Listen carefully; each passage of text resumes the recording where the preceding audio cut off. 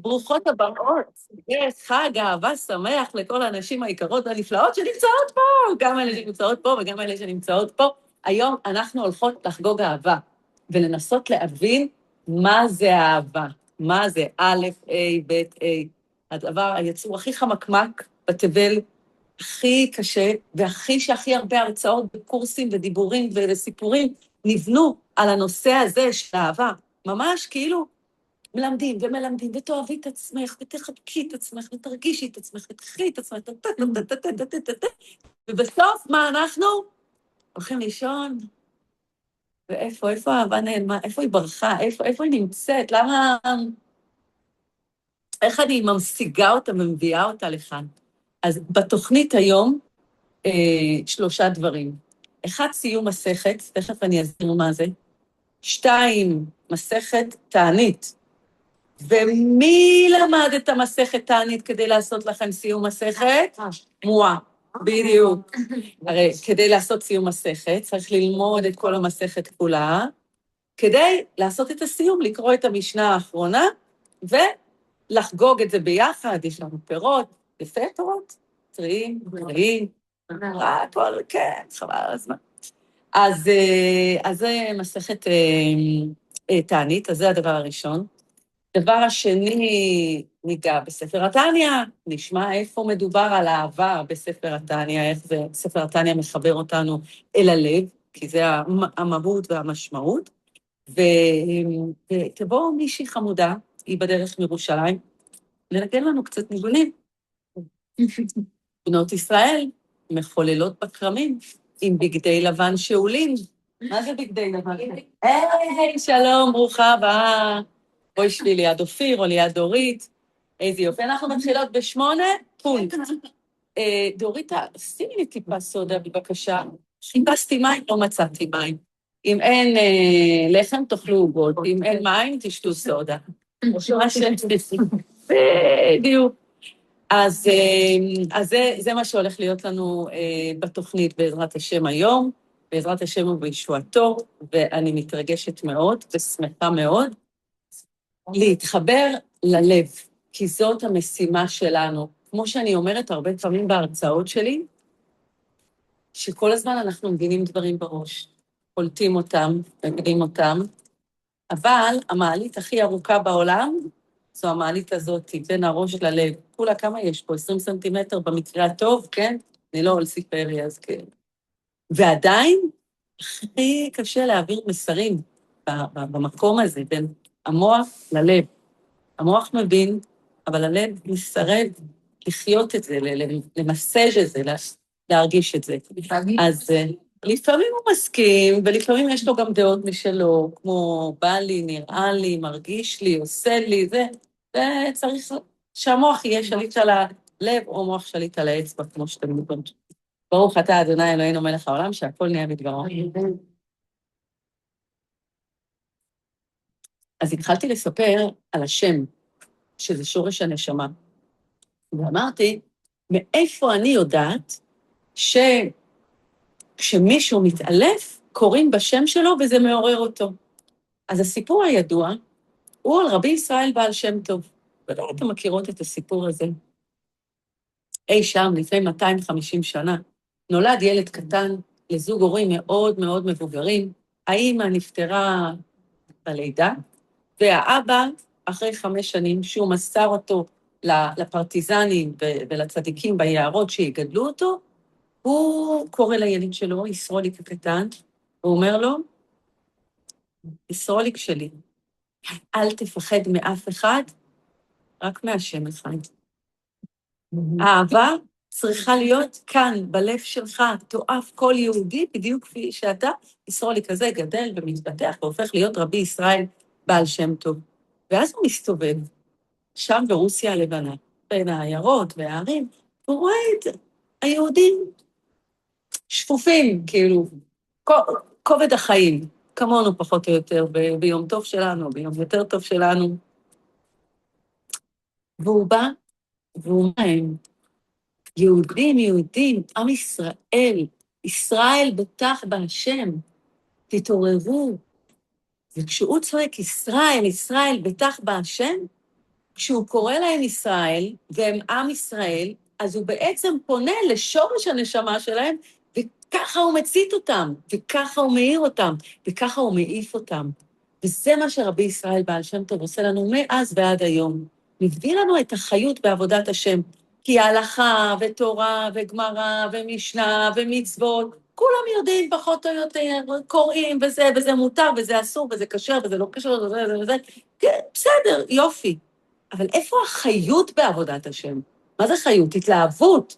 איפה הלקום ולרקוד? איך הנכדה שלי שרה? איזה טוב שאני יהודי, איזה טוב שהשם אוהב אותי. לא יודעת, זה שיר כזה בגן שמלמדים. תחשבו שמלמדים ילדים מגיל כזה קטן, לא משנה אם החברות פתאום אמרו לך שאת לא נחמדה, או הגננת שמה אותך בפינה, או... אבל איזה טוב שאני יהודי, כי השם אוהב אותי. פתאום נכנס זרנוק של אהבה ללב. ומה עושה כשנכנס זרנוק של אהבה ללב? פותח. ומה הוא עוד? מביא עוד אהבה. ואהבה מביאה, מצווה גוררת מצווה, עבירה גוררת מצווה, אבל שם טוב אומר, העצבות היא לא עבירה. אבל וואי, איזה עבירות היא יכולה לגרום לנו לצלול, לכאוב, להיות במקומות נמוכים. אז כמו שאמרנו, לפני הכל נעשה סיום מסכת. למרות שסיום מסכת צריך לעשות ב10. אז מה אתם אומרים? נחכה שיהיה פה 10? כן. למרות שבזום שלנו יש 20. אז אפשר לעשות סיום מסכת. אז אני אגיד לכם, באמת? בכבישים. כי מה? כי כל עם ישראל יצאו לחולל בכרמים. בשעה כזאת של פקקים, אז צריך לפוקות לדעתי. אני אעשה סיום מסכת. אז אני אסביר לכם קודם כל את הרציונל מאחורי סיום מסכת. אמרנו את זה בתשעת הימים. מה הסברנו? שבעצם מי שנכנס אב, ממעטים בשמחה. אוקיי, איך ממעטים? קשה. עצב יש לנו מספיק, קשה לנו מספיק. ממעטים באופן שהוא שמחה. אבל אי אפשר לרקוד, אי אפשר לשים מוזיקה, אני מדברת על מי שנכנס אב, על 9 הימים הראשונים. אי אפשר להסתפר, לקנות בגד חדש, לאכול פרי חדש, אי אפשר לעשות את זה. אז איך עושים שמחה? השמחה שאנחנו מכירות היא שמחת התורה. בא רבי מלובביץ' והנהיג מנהג שנהוג בהרבה חצרות של חסידים, לעשות סיום מסכת בכל יום ויום, מראש חודש ועד 9 באב. ואז הוא הפיל פצצה. את הפצצה הזאת הוא הפיל ב9 באב. והוא אמר, לא רק עד 9 באב, אלא מ9 באב ועד 15 באב, לעשות כל יום סיום מסכת. מה זה סיום מסכת? אז מה זה סיום מסכת? סיום מסכת זה שלומדים מסכת, וגומרים אותה. מתי אנחנו שמחים? שאנחנו מסיימים משהו, נכון? כן. אז יש חגיגה. מסיימים חומש, עומדים בבית הכנסת, צועקים חזק ומתחזק. מסיימים כיתה, שמחים, מסיימים יום עבודה, כאילו כל דבר שאנחנו מסיימים ומשלימים אותו, אנחנו שמחים. אז בחרתי מסכת משתי סיבות. אחת, זה מסכת תענית, היא מדברת על תעניות וצומות, מסכת מאוד מאוד מיוחדת במינה. 2, זה המסכת הכי קצרה. יש בה 4 פרקים, 32 פסוקים, שזה לב פסוקים, אם כבר דיברנו על אהבה. אני אחפש אותה, כי לא מצאתי, אתם יודעים שאני לא בדיוק אצל אמא שלי, אני אצל זה. אז אני לא בבית שלי, אז אני הייתי צריכה דרך האייפון לעשות את הסיום מסכת, אבל עשינו את זה נפלא. אז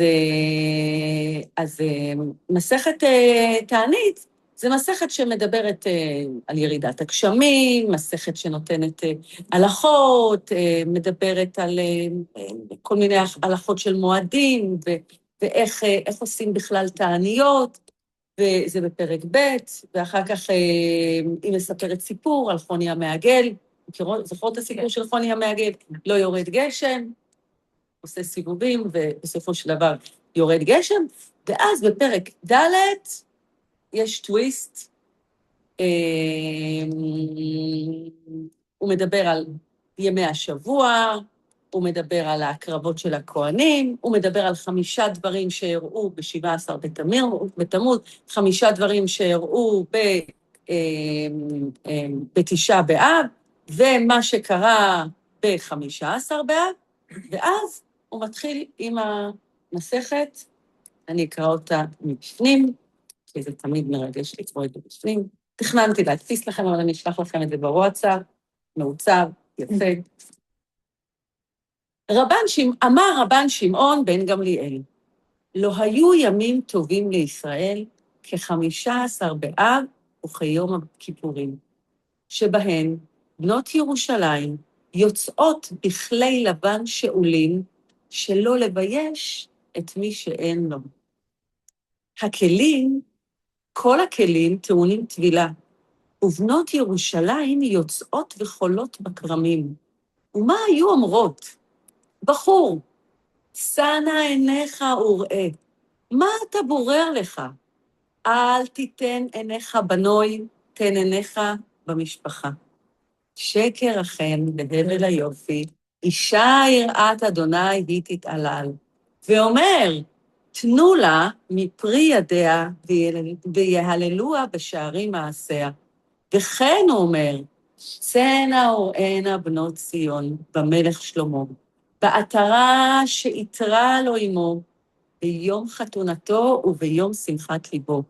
יום חתונתו זה מתן תורה, וביום שמחת ליבו זה בניין בית המקדש, שיבנה במהרה בימינו, אמן. עכשיו ננסה להסביר את זה, בסדר? זה היה די ברור, נכון? כן. זה מסכת מקסים, זה כאילו כל מילה פה, אני יכולה עכשיו להתוועד עליה שעות. לא היו ימים טובים לישראל כ-15 באב יום הכיפורים. מה הקשר? בירה נשר, ככה היום כשהייתי ילדה. מה הקשר? 15 באב, יום הכיפורים. בואו ננסה להבין. מה הקשר? את כבר יודעת, כי היית בשיעור שלי של יום. 15 באב זה יום שבנות ישראל מחוללות בכרמים, בגדי לבן שאולים, בת כהן גדול, מלווה, שואלת כאילו, מי שיש לה מלווה ממי שאין לה, מי שאין לה מלווה ממי שיש לה, מי שמיוחסת מלווה ממי שענייה, מי שמכובדת, כדי שלא נראה מעמדות כאלה, כולם, תלבוש את החידה, כולם אותו בגדי לבן, דווקא אני, שאני נניח כזאת עשירה, הולכת עם בגדי לבן שלי, שלום, ברוכה הבאה, כל אחד עם בוא ידין עליהם, שבי פה.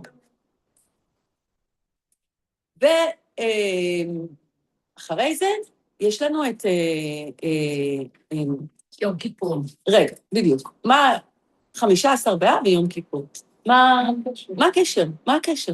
אז 15 באב, מה אנחנו יודעים? שמה הן לובשות? לבן. מה קורה ביום כיפור? גם. 15 באב זה יום של החתונה של גבר ואישה, זה יום של השידוכים, יום של הזוגיות, כן? יום כיפור זה יום של החתונה בין עם ישראל לקדוש ברוך הוא, יום של הזוגיות, יום של החיבורים. אז כבר הבנו? אם זה יום החתונה ב-15 באב, מה נהוג לעשות במחוזותינו ביום החתונה? מה כלה וחתן עושים ביום החתונה? קדשים. צמים. צמים. מה עושים ביום הכיפורים? צמים. צמים. מה קורה לחתן וכלה ביום החתונה? נמחלים להם כל עוונותיהם. מה קורה לנו ביום הכיפורים? נמחלים לנו כל עוונותינו. אז בעצם יש לנו כבר, תודה רבה, בואי תשבי איתנו. עשינו סיום מסכת, מה, זה נראה לך פשוט? פספסתי ביום החתונה צמים. נוהגים אצלנו לצום ביום החתונה, את תקבלי הקלה, אני זוכרת ש... תראה איזה צדיקה, קיבלת מים. קיבלתי מים, אה? צריך לשתות את הסודה, מה? כן, אה? כתבת במישהו. אז אני רק אגיד שלמשל הבן שלי בחר תאריך לצום, להתחתן ב10 בטבת בלילה, כשיוצא הצום. הוא אמר, כולם, רק אני יצום? כולם יצומו. ואני זוכרת את המחותנת שלי, רצה אחרי קלתי, שהיא בערך נראית כמוך, פירותי קטנטונת ורזונת, עם גרבר לחדר ייחוד, היא אמרה, כשפותחים את הצום, שתתחיל עם משהו מפחיד, שלא תתעלם. לא, יש את במשך היום. מה קורה ביום החתונה? מה קורה ביום חתונה? אנחנו יודעים, בעזרת השם, בטח, תכף אומיה, אני מוצאת קלה, מתחתנת, מה נראה לכם? ברוכה הבאה, איזה יופי, עשינו סיום מסכת עכשיו, מסכת תענית. ואנחנו מדברות על הקשר שבין 15 באב ליום הכיפורים. דומה או לא דומה 15 באב ויום הכיפורים? מאוד דומה, בטח דומה. אמרנו, במה זה דומה? בגדי לבן, ב-15 באב וביום הכיפורים, צמים ביום החתונה וצמים ביום הכיפורים, חתן וכלה עושים תשובה, נמחלים להם כל עוונותיהם, וגם יום הכיפורים אנחנו עושים תשובה ונמחלים לנו כל עוונותינו. אז אנחנו כבר מבינים מה הקשר בין יום הכיפורים ל-15 באב. אבל רגע, קמנו. אז בנות ירושלים בואי לכאן. יוצאות, רגע, שנייה, צריך לעשות מיוט למישהי, אוקיי, יוצאות בכלי לבן שאולים, שלא לבייש את מי שאין לו. אני משאילה ממנה, היא משאילה ממנה, היא משאילה, לכולם זה יהיה אותו דבר. כל הכלים טעונים טבילה. זאת אומרת, בעצם כולם, כל הכלי שלי, הרי בן אדם זה אור וכלי, אז כל הכלי שלי, כל החלק החיצוני שלי, כל הנפש הבהמית שלי, טעונה טבילה, גם קלה ביום חופתה, טובלת גם ערב יום כיפור, הולכים לטבול, להתנקות, להתאר. ובנות ירושלים יוצאות בחולות בכרמים, ומה היו אומרות? בחור, שנה עיניך וראה, מה אתה בורר לך? אל תיתן עיניך בנוי, תן עיניך במשפחה.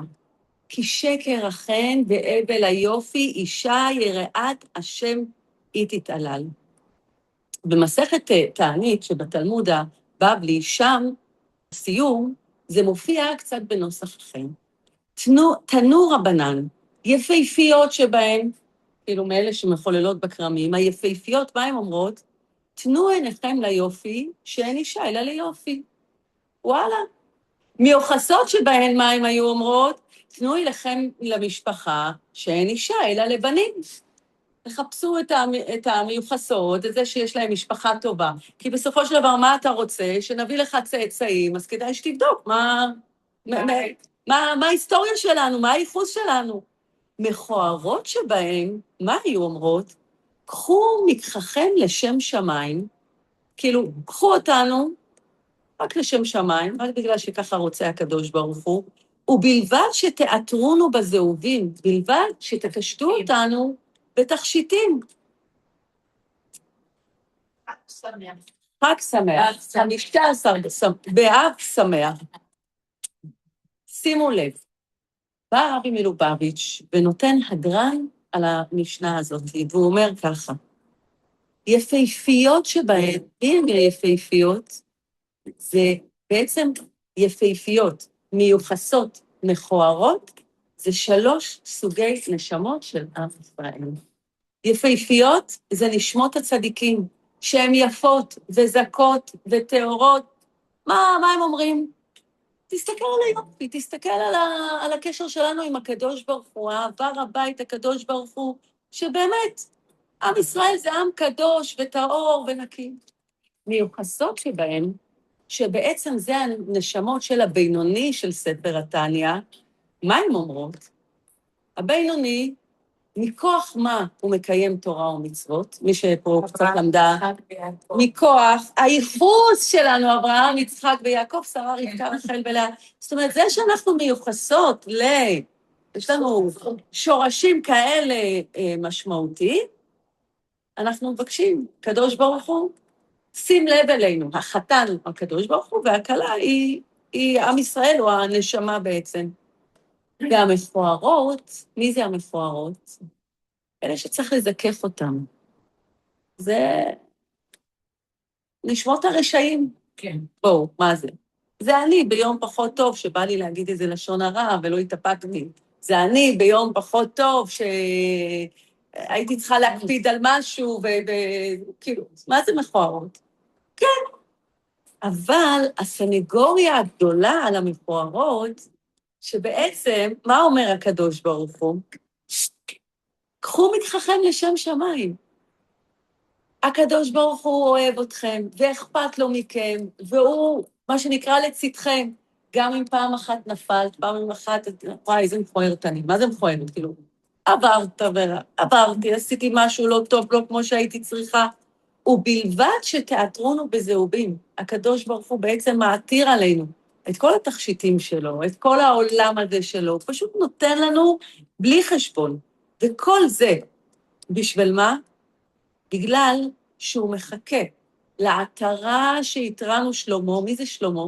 שלמה המלך, שהיה שלמות בזמן שלו, שהיה שלום בזמן שלו, בשביל זה קראו, היה בית מקדש, הכל היה שלם ומושלם ומאוד יפה. וביום חתונתו, מה זה יום חתונתו? מה היום של החתונה שלנו עם הקדוש ברוך הוא? מתן תורה, בדיוק. וביום שמחת ליבו, זה יום של בניין בית המקדש. אז אנחנו כולנו מחכים בציפייה ובתשוקה שזה יקרה, וכולנו מבינות עכשיו את המהות שאומרים לנו, לא היו ימים טובים לישראל כ-15 באב ביום הכיפורים, כנראה שלא היו ימים טובים, כי כמה טוב להיות יהודי, כמה טוב להתקרב אל הקדוש ברוך הוא. אז עכשיו אנחנו נפתח בשער האיכות והאמונה, לספר התניא, ושם מלמדים אותנו על אהבה, אהבה רבה מאוד. בואי תתקרבי. אוקיי. אז שער האיכות והאמונה, נראה לי עמוד 150 ומשהו. זה 150. כן. לא, עוד 152. 152? אוקיי. אצלי זה ליקוטי המרים, חלק שני. אז זה לא ליקוטי המרים. אני יודעת, מי פה משתתפת בשיעור של יום שני של הרבנית שרה ששון? את? היית פה אתמול? כן. כן. אז זהו, אז היא אמרה שהיא תסביר לכם מה ההבדל בין השיעורים שלה לשיעורים שלי, שלא יהיה לכם כפילות בתניא כל ערב. אז היא מלמדת את ליקוטי המרים, שזה פרקים... זה קבוע עם השלישי? כן, קבוע בשעה 8 בעזרת השם, ואצלה זה בימי שני, כן. זה שני שיעורים שונים, גם במהות של זה שונה, גם אני גם תמיד up to date, לא רק תניא, אבל בהחלט מבוססת על התניא. אז בואו נצלול ללמוד קצת מה זה אהבה, מה זה אהבה על פי בעל התניא, כי מה אנחנו יודעים על אהבה? מה שאנחנו רואים בסרטים, מה שאנחנו שומעים, מה שאנחנו מגלים, אבל אהבה זה משהו הרבה יותר עמוק, משהו הרבה יותר נשגב, הרבה יותר גבוה, ואנחנו רוצות לגלות דרך ספר התניא מה זה אהבה, ואיך אנחנו נלמד מה זה אהבה. דרך האהבה שהקדוש ברוך הוא אוהב אותנו, כמו שהיינו במסכת תענית. בדיוק, ואנחנו אותו, כשנראה את המערכת יחסים בינינו לבינו ובינו לבינינו, אנחנו נבין מה קורה. אז שער האיכות והאמונה זה נקרא. זה המעשה בעצם, נשאר הביטחון, או שלא נשאר? לא. שער האיכות והאמונה זה חלק בספר התניא, שבא ומספר לנו רק להאמין זה לא מספיק. צריך להוריד ולקרב את כל האמונה לתוך השכל, כדי להפנים אותה אל תוך הלב. התחלנו, כאילו אתם זוכרים, היה לנו שני פרקים כאלה. לעשות, לא להאמין. צריך להאמין, ואני אפתח בסיפור הידוע, שבוודאי כולכם שמעתם אותו, אתם כבר שמעתם אותו לדעתי לפחות פעמיים, שבעל התניא היה לו קונפליקט מאוד גדול, כן, שהוא התחתן עם אשתו.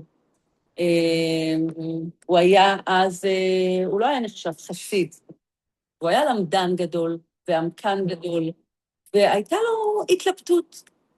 הוא הגיע לצומת דרכים כזאת. האם הוא ייסע על הגאון מווילנה, ששם הוא יוכל ללמוד ולהעמיק ולגדול עוד בלמידה, או שהוא ייסע למזריץ' ששם הוא ילמד להתפלל ולהעמיק מה שנקרא ללב. האם הוא רוצה את החלק הזה לפתח, או את החלק הזה לפתח? הרי איזו היא עבודה שבלב? היא עבודת התפילה. והוא אמר לעצמו ככה, ללמוד, אני יודע, כבר כתב את שולחן ערוך הרב, בגיל צעיר, בספר התניא, ללמוד, אני יודע. לא, אני לא חושבת, זה היה לפני שהוא כתב את ספר התניא. אבל להתפלל, אני לא יודע. באמת הוא לא ידע להתפלל, בוודאי שהוא ידע להתפלל, אבל הוא רצה להבין מה עומק התפילה מהמקום של הלב. הרי התפילה היא נמצאת במקום קורבנות, בזמן שבית המקדש היה קיים לבין קורבנות, וזה כיפר. היום אנחנו מתפללים. מה זה קורבנות? זה להתקרב לקדוש ברוך הוא, לקרב את הלב שלנו, להיות במקום יותר קרוב. ואנחנו כל הזמן מחפשות, להתקרב לעצמנו, להיות בנקודה הפנימית שלנו. אז הוא קיבל החלטה והוא הלך לשם. כשהוא חזר משם, אז חמים ככה לעג לו, ועשה ממנו צחוקים, היי, מיכל, וואי, פספסת סיום את המסכת הענית, אבל זה בסדר, זה נחשב לך, כי זה במרחב הזה היה סיום מסכת, זה נחשב. אז בעל קניה חוזר הביתה, וחמים רוצה ככה להקנית אותו, והוא אומר לו, נו, מה למדת שם? אומר לו, למדתי שיש אלוקים. אומר לו, רגע, בוא נקרא למשרתת. קורא למשרתת, המשרתת מגיעה, הוא אומר לה, תגידי, מה את אומרת? יש אלוקים? בטח שיש אלוקים. אמר לו, נו, אתה רואה, אפילו המשרתת יודעת שיש אלוקים. אז הוא אומר, רגע, היא יודעת, אבל לא. היא מאמינה. היא מאמינה ואני יודע. כן, וואי, הרסתי את הסיפור הזה, כישרון מיוחד. היא מאמינה ואני יודעת. אז להאמין זה דבר אחד, אבל לדעת זה כבר משהו אחר. זה רמה מעל. איך? זה רמה מעל. זה לדעת, הרי יש לנו את החוכמה, בינה ודעת. הדעת מחברת אותנו כבר לכל הרגשות, זה 10 ספירות שלנו. את הולכת לרופא שיניים, סומכת עליו, את מאמינה בו שיודע מה שהוא עושה. הוא אומר לך, עכשיו אני שם לך את החומר, ועכשיו אני מזריק את הזריקה, ועכשיו... את יודעת כבר לעשות את הטיפול הזה? את כבר יודעת באמת מה הוא עושה? את לא יודעת. אז זה איזה עוד שהוא עומק ורובד הרבה יותר גדול. אז רגש של האדם נוצר לא רק מאמונה, אלא מידיעה. כשאני יודעת שמשהו טוב לי, אז מה זה ממלא אותי? באיזה רגש? טוב לי השמחה? חיובי. שמחה, אהבה, התרגשות, התפעלות. איזה רגשות יש לי כשאני יודעת שמשהו טוב הולך לקרות לי? מישהו מגיע מחוץ לארץ, מישהו שאני מחכה לו, תשובה טובה שקיבלתי מאיזה בדיקה. אז אני נמשכת לדבר הזה, ויש שם רגש של אהבה. כשאני יודעת, לעומת זה שמשהו לא טוב קורה לי, איזה רגש מתחיל אצלי? רגש שהוא יותר מהמקום של היראה, של הפחד. אז בחתונה של חבר קרוב, של חברה קרובה אני אשמח, וככל שהחברה יותר קרובה, אני עוד יותר אשמח. זאת אומרת, אני עוד יותר אתרגש. ואם כבר דיברנו על חתונה. ואם אני עוברת ברחוב ליד חתונה של מישהי שאני בכלל לא מכירה אותה, אז בסדר. לא שיא התפעלות. על האדם הראשון מסופר שהוא ידע את חווה. מה זאת אומרת ידע את חווה? האדם ידע את חווה. התחבר אליה, הזדבק איתה, ממש. זה המשמעות שכתוב, האדם ידע את חווה. היה שם חיבור, הכי חיבור. גם בנפש היה חיבור, וזה המשמעות של החיבור בנישואים. החיבור בנפש. אז לדעת משהו, הפירוש של זה להתחבר, להרגיש שזה קשור ושייך אליי. כמה שאני יודעת יותר פרטים על החיים של הבן זוג שלי, כמה שהוא משתף אותי יותר, כמה שאני משתפת אותו יותר, נוצרת אינטימיות יותר גדולה. האינטימיות היא לא רק בחדר המיטות, האינטימיות היא הרבה מאוד פעמים בשיח.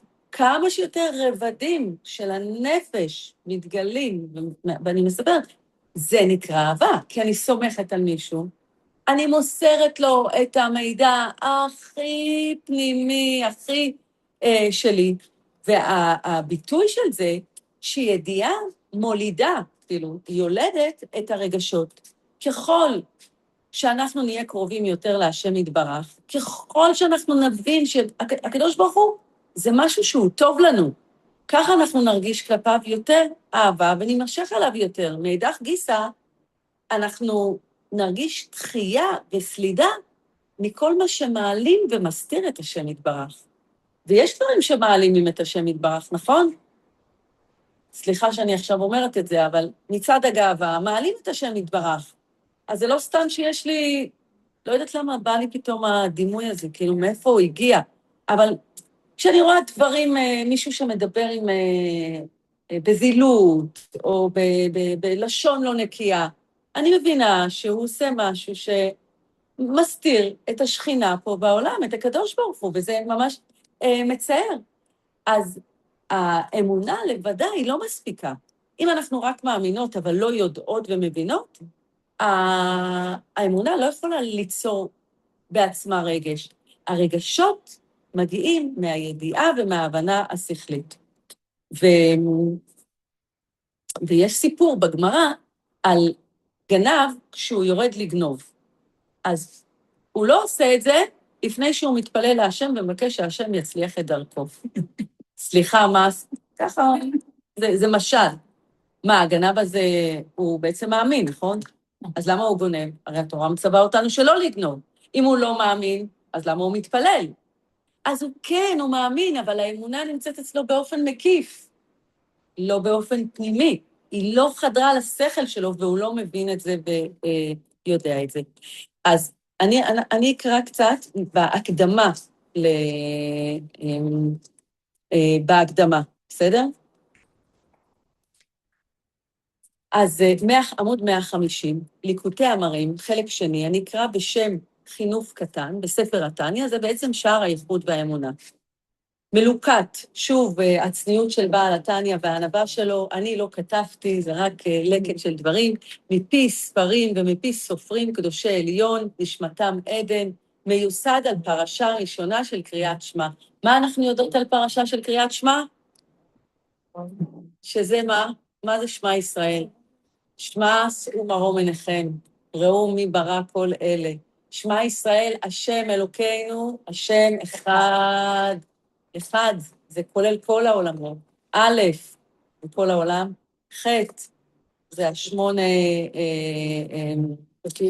שמונה רקיעים, וד', זה ד' רוחות, ד' רוחות השמיים. אז השם נמצא בכל מקום, בכל רגע נתון.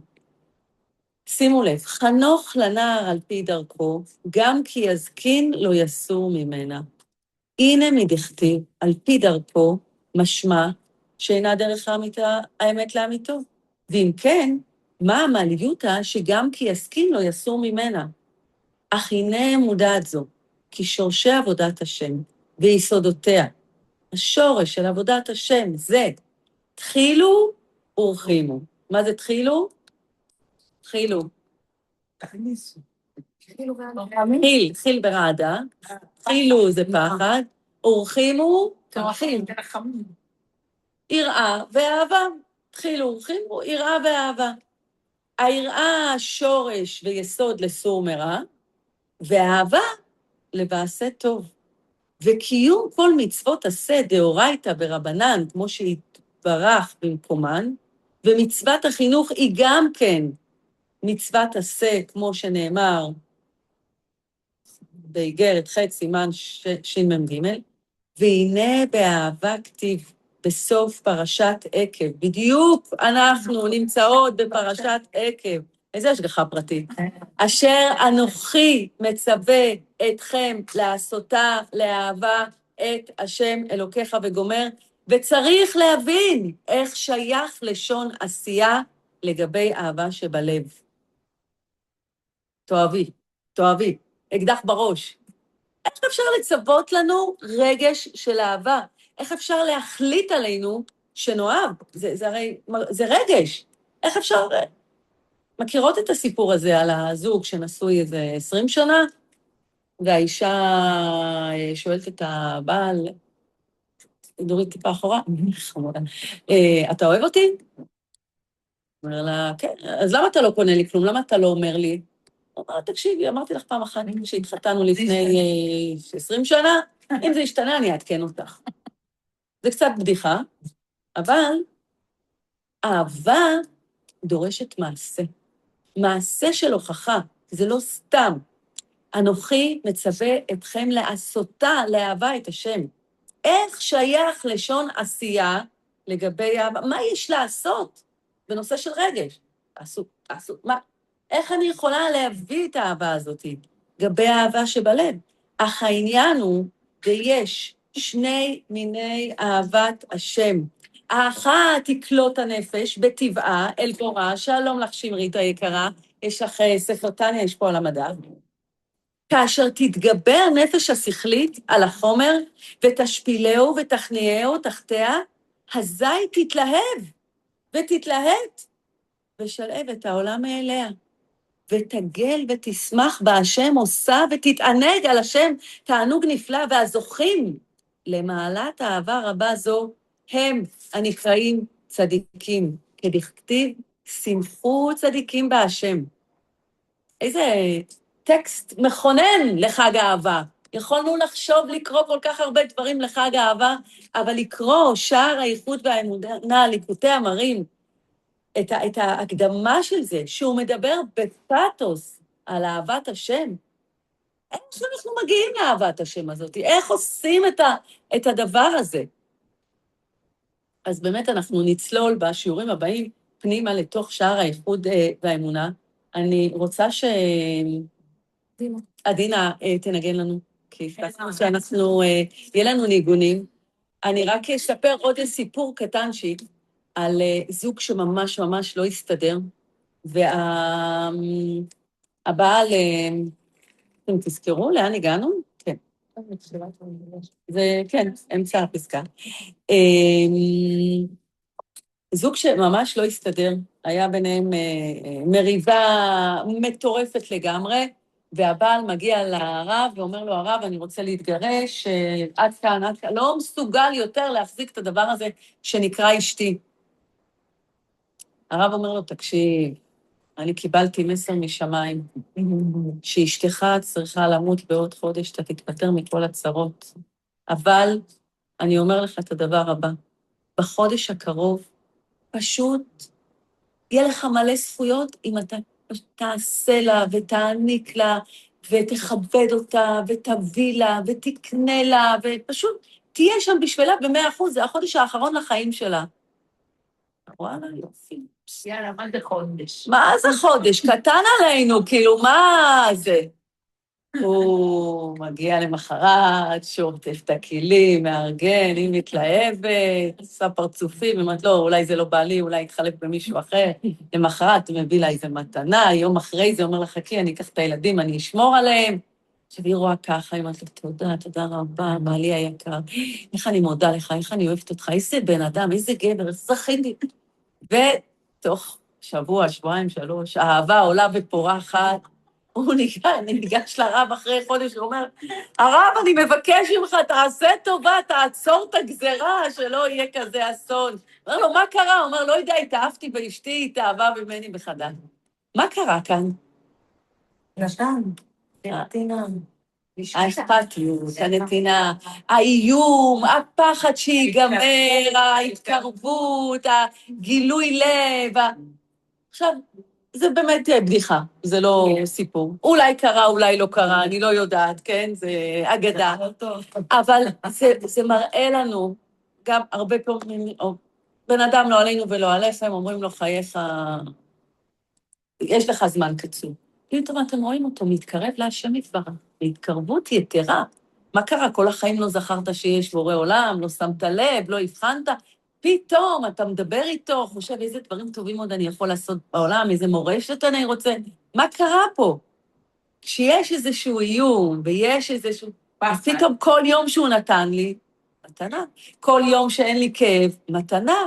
כאילו, תודה, תודה. תגידו, אנחנו לא יכולות לחיות את זה בלי האיום? מה קרה? בואו ננסה לחיות ולממש אהבה, ולהגשים אהבה, ולחיות אהבה. בבקשה. תודה. וואו, קודם כל, איזה כיף להיות פה, איזה מקסימות אתן באמת. גם מרגשת. מירושלים הגעתי וזה ככה ממש כיף. אז ממש זכות להיות פה, ובאמת רציתי קודם כל לשתף אתכם שהגעתי אתמול, הגעתי מקמפ שהיה בכפר חב"ד, הייתי מדריכה שם, זה היה בשביל בנות שהן לא מגדירות את עצמן, המשפחות שלהן לא מגדירות את עצמן כחסידות חב"ד, או משהו כזה, אבל הם מאוד מאוד קרובים לחב"ד. הם מגיעים למשפחות כאילו הכי חרדיות, הכי שמורות, הכי צדיקים, וכל הם מתפללים. והם כאילו, המשפחות שלהם, ההורים שלהם התקרבו לחסידות, התקרבו לתורת חב"ד, גילו את התניא, אבל הכל כזה כאילו קצת במחתרת כזה, כאילו יש הרבה בנות שהגיעו לקמפ ולא יכולו לספר לחברות שלהן שהן מגיעות. זה התקבל בצורה לא טובה, יש אנשים שומעים את זה בצורה פחות יפה. וזה היה מתאים לראות את ההתמסרות שלהם והמסירות שלהם לחסידות, והם כאילו בעצם גילו את הדבר הזה ומחוברות לזה, ובתור הסיטואציות שהן נמצאות בהן, שלא תמיד רואים את זה בצורה הכי טובה, הן משפיעות על הסביבה שלהן והן שליחות בכל מקום שהן נמצאות, בקהילה, במשפחה. אז איזה זכות זה כאילו להיות פה וללמוד תניא וללמוד חסידות ככה בגלוי ובשמחה, וזה מדהים, וזה בכלל יום כזה מיוחד להיות פה. אז נגיד כמה ניגונים, נתחיל עם הניגון תלי אתה של בעל התניא, הוא הלחין אותו. בעל התניא אמר שהניגון הוא קולמוס הנפש. זאת אומרת, הניגון הוא כמו העט, הכלי כתיבה של הנפש, להשתפך, להתבטא. זה הדרך שלנו לבטא את כל הרגשות שלנו דרך הניגון. אז בעצם גם בעל התניא, לדוגמה, צדיקים שהלחינו ניגונים מסוימים, הכניסו בפנים את הנשמה שלהם, וכשאנחנו מנגנים את זה, אנחנו מתחברים אליהם. אז זה ממש הזדמנות מיוחדת. אפשר להוסיף משהו? בוודאי. אני חושבת שהקדוש ברוך הוא מאוד אוהב מוזיקה, נגינה של כינור. הוא מבקש מאיתנו שננגן ונשיר לכבודו. חד משמעית. ממש גם דרך להודות להשם, ממש על כל הניסים ועל כל החסדים. אז נתחיל יחד. אני ממש שתצטרפו אליי.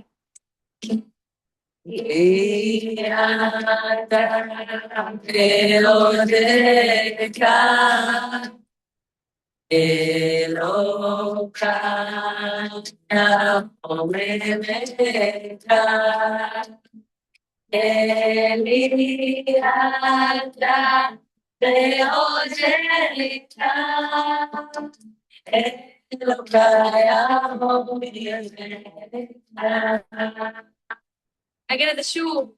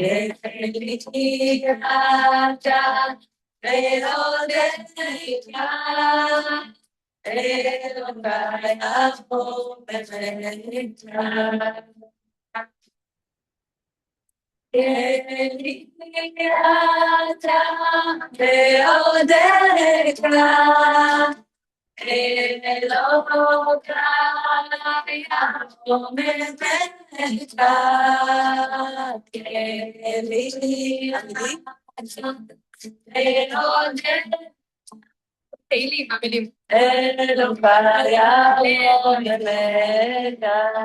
באמת מילים שהודעה על השם, זה ממש מתחבר. זה שיר אני מזמירות, מכירות את הניגון? לא, כן. בוא נראה. זה ניגון שבעצם הרבי לימד אותו, הוא שמע את זה מאמא שלו, הרבנית חנה, היא לימדה אותו את הניגון, הרבי לימד אותו בשמחת תורה בשנה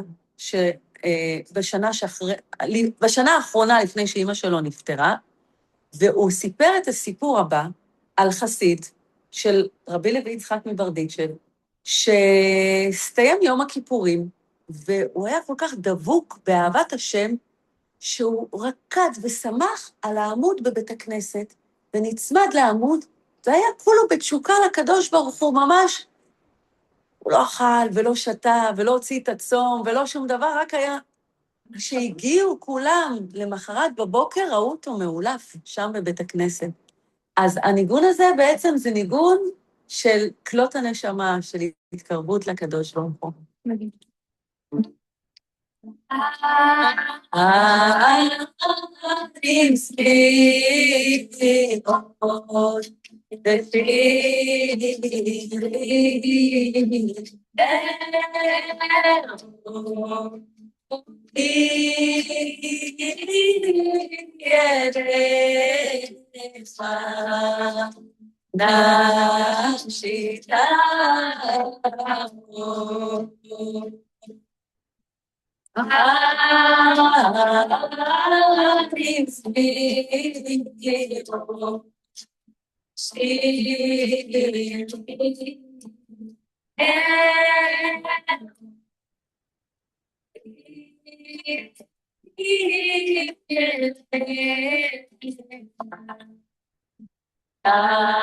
נפשי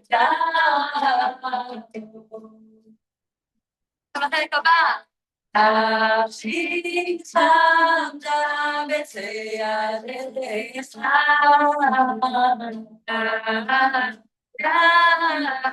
כל סודיך. נפשי צמדה בצעדיך, כל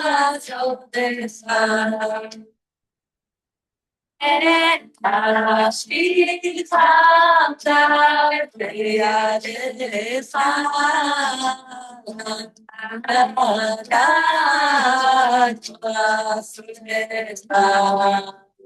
נפשי צמדה בצעדיך, נפשי צמדה בצעדיך, כל סודיך. מדהים. נעבור לניגון נוסף, יש פה זמן לך נפשי, הנשמה יורדת, יש פה עוד שנים, משהו ספציפי או שזה... שמה לך נפשי? יאללה, כן. זה אגב, מי לא צמא לאהבה? זה סתם למידע כללי, זה נחשב, זה נקרא קאפו, לא קשור עכשיו לשמור זה קיצור של איזושהי מילה ביוונית, וזה פשוט כאילו מוחץ את המיתרים איפה שאני רוצה, וזה נותן לי להעלות את הטון, לנגן בטון יותר גבוה, ישירים שכאן הטון הזה שנשאר בו, הוא נמוך מדי או גבוה מדי, אז אני כאילו משתדלת להעלות את זה בשירים מסוימים, אז סתם ככה, זה מעניין. אוקיי.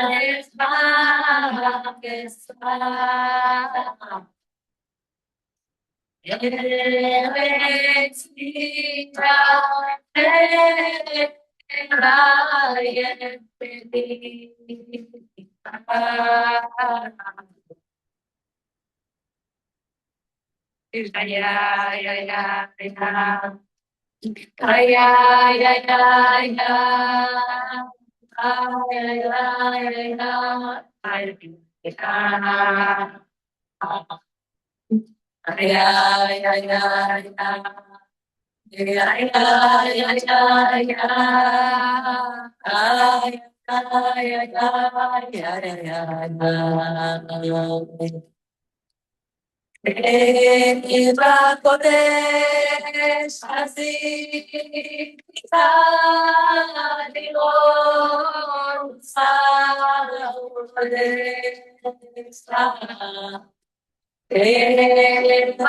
בקודש עשית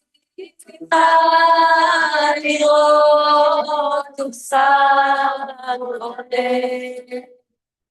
מתנצלת, אבל אני צריכה לסגור את הזום, כי נקבעה פגישה אחרת הערב ב9. אז 15 באב שמח.